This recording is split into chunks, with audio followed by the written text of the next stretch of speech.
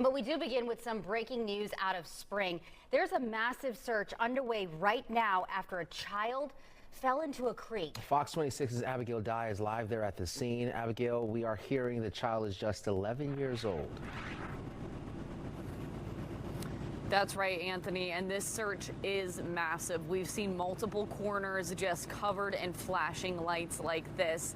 Now, we're just down Cypress Wood Drive. This is a road that runs into a neighborhood off of Cypress Wood Drive, excuse me. This is Cypress Hill Drive, and just south of us, the direction that the camera is pointing is where Cypress Creek runs. Now, this is the creek or the stream that the child is believed to have fallen into today. The initial tweet from Precinct 4 Constable's office went out around 7 p.m.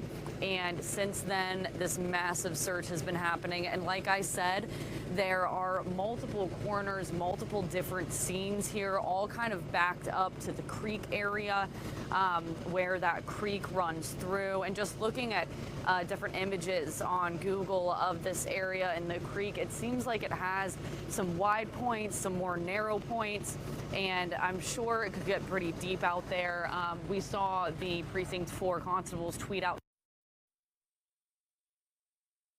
At this point, we're not sure what the child was doing, if they were out there with family, playing, swimming, boating, but we're waiting to learn more from officials here on scene. They have a staging area set up that we have another one of our crew members at to get that information for us.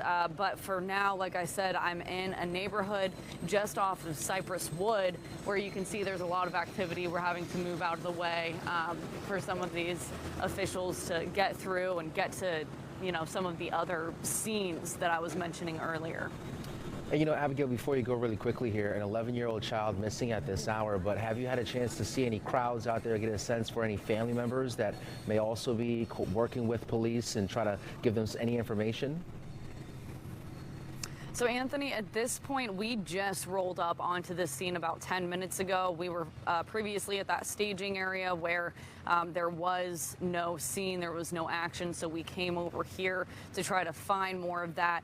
We see a couple of neighbors kind of get it coming from their houses, looking at the flashing lights as I'm just standing here, but I haven't had the chance to talk to anyone yet to see if they have any connection, if they, you know, are aware of what's going on. But it's, you know, hundreds of flashing lights in a very quiet neighborhood. You can definitely feel the uneasy sense and, you know, that sense of alert and concern from all of the people living out here.